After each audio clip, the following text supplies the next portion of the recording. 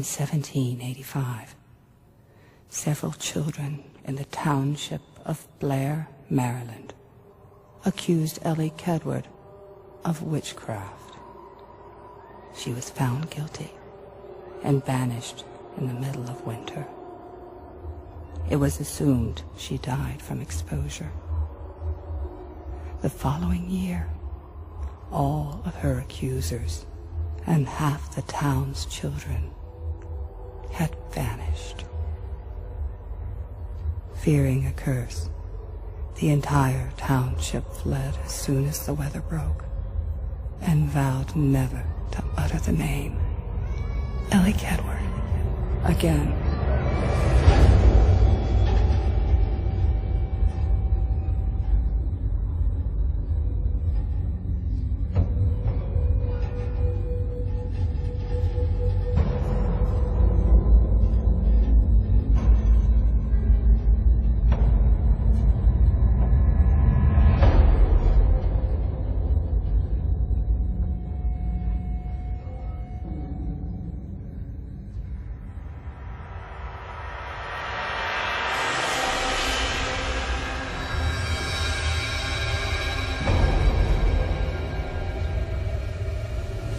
You look a little blurry there. Let me zoom out on you. Okay. Good morning. Got it? Okay, I got you. This is my home. Okay. Wow. Which I am leaving the comforts of for the weekend to explore the Blair Witch.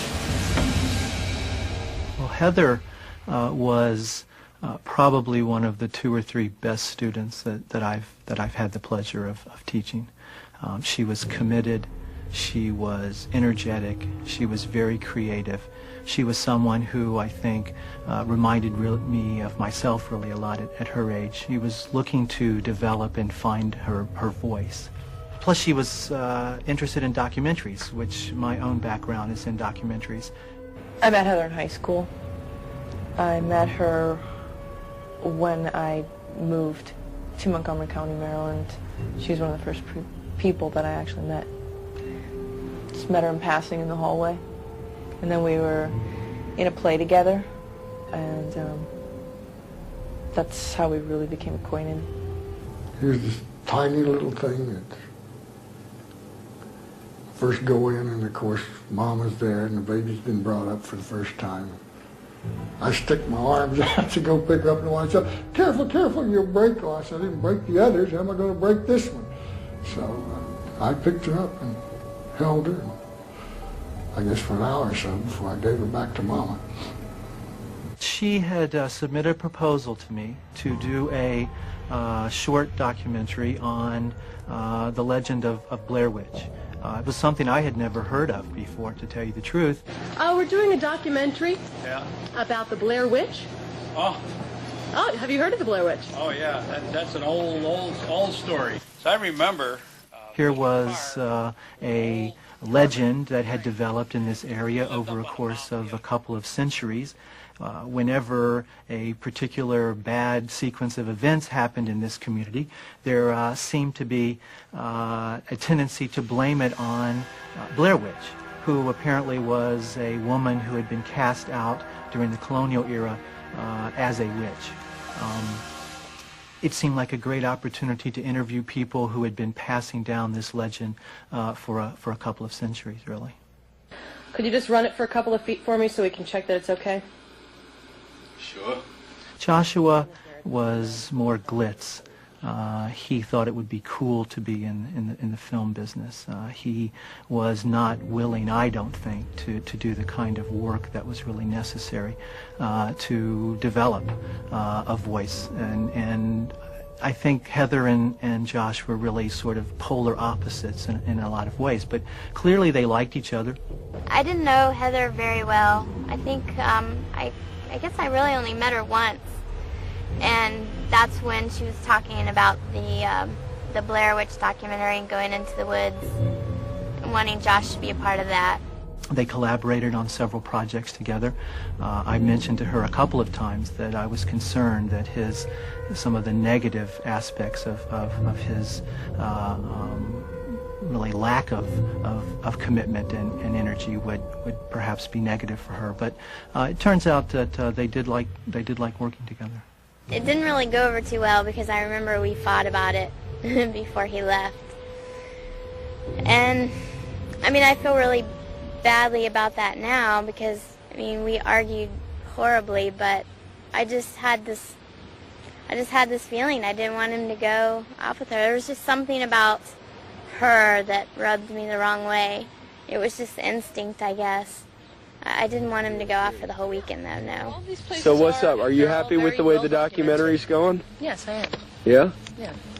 And I'm very pleasantly surprised by our little Mikey. Our little Mikey? Our little Mikey. When he was a little kid, he was a pain in the, he was a pain.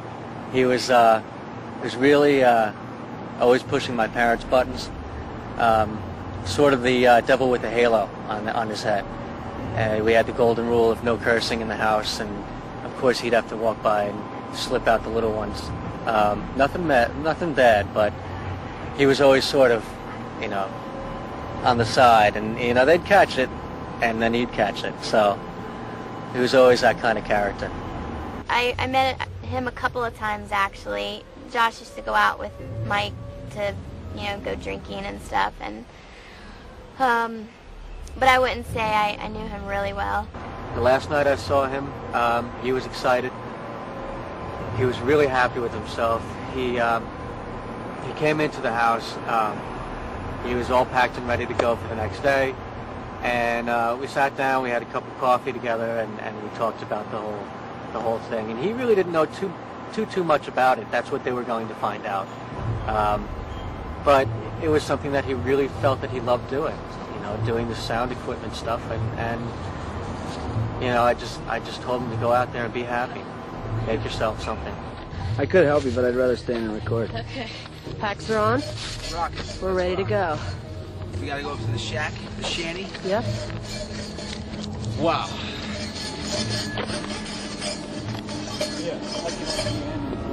Oh my God, this is very heavy.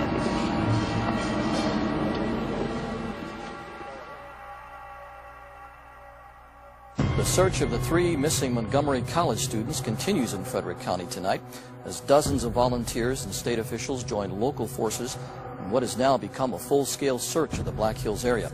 Local officials, combined with over 100 search volunteers, have failed to come up with any signs of the 3 missing filmmakers. Montgomery College film students Heather Donahue, Michael Williams, and Joshua Leonard were reportedly shooting a school project about a local myth called the Blair Witch. At this time, their whereabouts are still unknown.